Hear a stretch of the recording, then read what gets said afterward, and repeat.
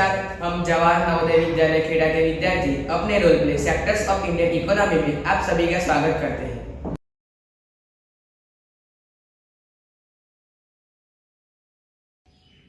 आइए सबसे पहले देखते हैं प्राथमिक क्षेत्र यानी कि कृषि क्षेत्र की किस समस्या है।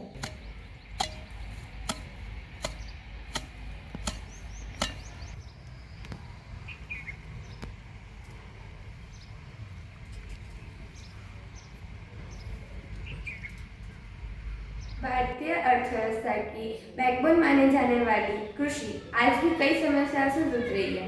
आइए देखते हैं किसान रामू की कहानी।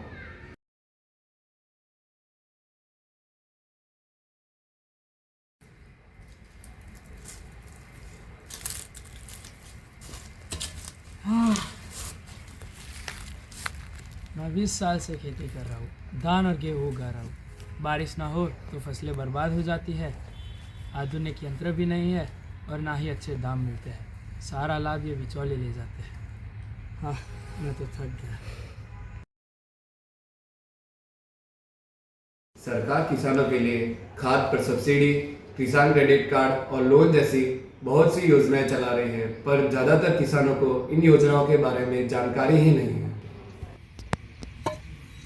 अगर हमें सही समय पर जानकारी और सही समय पर मदद मिले तो हम भी आत्मनिर्भर हो सकते हैं। आइए अब जानते हैं सेकेंडरी सेक्टर यानी मैन्युफैक्चरिंग सेक्टर की भूमिका। सेकेंडरी सेक्टर रॉ मटेरियल्स को फाइनल गुड्स में बदलता है। आइए मिलता है मोहन से जो कपड़े की फैक्ट्री में काम करता है।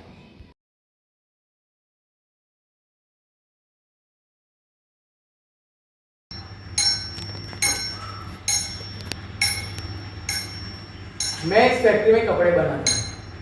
कपास किसानों से आता है। यहाँ नौकरी तो है पर पैसे बहुत कम मिलते हैं। इधर काम का बोझ तो बहुत ही ज्यादा है। मशीनें इंसानों की जगह लेने लगी हैं। पर फैक्ट्री हमारे लिए भी फायदेमंद है। अगर कपड़ा उद्योग बढ़ेगा तो हम किसानों के कपास की मांग भी बढ़ेगी। हाँ, लेकिन फैक्ट्रियाँ पर्यावरण और कर्मचारियों का भी तो ध्यान रखे। कर्मचारियों को उचित सैलरी भी तो दे। आइए अब चलते हैं टर्शियरी सेक्टर यानी सर्विस सेक्टर की ओर, जिसमें banking, transport, trading, health facilities और एजुकेशन आदि शामिल है। टर्शियरी सेक्टर सेवाएं प्रदान करता है जो कि प्राइमरी सेक्टर और सेकेंडरी सेक्टर को जोड़ता है। आइए मिलते हैं रोहन से जो कि एक दुकानदार है। मैं खुद कुछ नहीं बनाता, लेकिन फैक्ट्री का बना सामान लोगों तक पहुंचाता हूँ।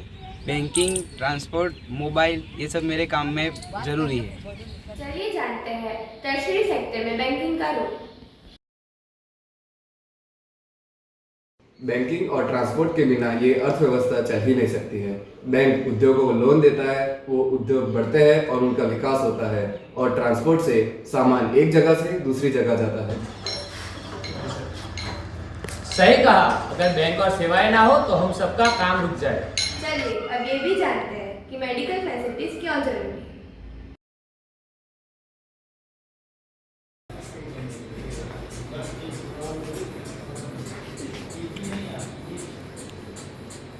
चिंता की कोई बात नहीं, सब ठीक है। सर्विस सेक्टर में ना सिर्फ बैंकिंग और ट्रेडिंग बल्कि हेल्थ फैसिलिटीज़ भी अवेलेबल होती है। मैं एक डॉक्टर हूँ, स्वास्थ्य केंद्र में काम करती हूँ। यहाँ चाहे बीमार फैक्ट्री वर्कर हो या फिर फार्म लेबर, सभी को इक्वल ट्रीटमेंट दी जाती है, क्योंकि जब वो ठीक होंगे तभी ठीक से काम कर पाएंगे। सही कहा डॉक्टर दीदी।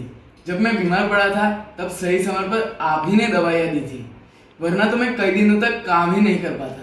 अब तो गांव में भी दवाइयाँ मिल जाती है। पहले इलाज के लिए शहर जाना पड़ता था। अब चलते हैं अगले दृश्य में और जानते हैं कि अर्थव्यवस्था में सरकार की क्या भूमिका है।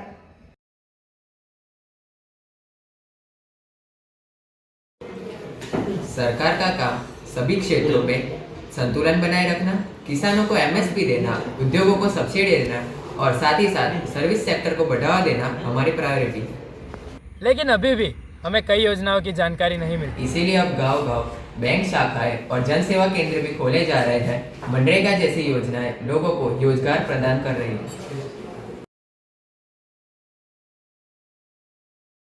हर क्षेत्र यानी प्राइमरी, सेकेंडरी और टर्शियरी सेक्टर एक दूसरे से जुड़े हुए हैं। अगर एक कमजोर हो जाए तो पूरी अर्थव्यवस्था प्रभावित हो जाती है। मजबूत अर्थव्यवस्था के सभी क्षेत्रों का समान विकास जरूरी है।